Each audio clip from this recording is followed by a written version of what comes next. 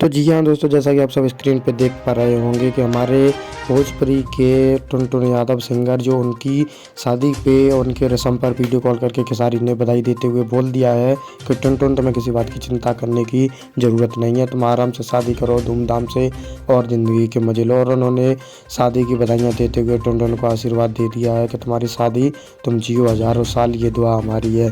खेसारी जी का video call पहुँचते ही लोगों में हड़कंप सा मच गया कि खेसारी जी का कॉल आया है टुनटुन यादव के लिए। तभी टुनटुन यादव ने बात करते हुए कहा कि भैया आपने आशीर्वाद दे दिया, हमारे लिए वही काफ़ी है, क्योंकि वो उनकी टीम से जुड़े रहते हैं खेसारी जी के। और टुनटुन यादव हमेशा से ही खेसारी जी के सपोर्ट में रहे हैं और उनके साथ रहे हैं।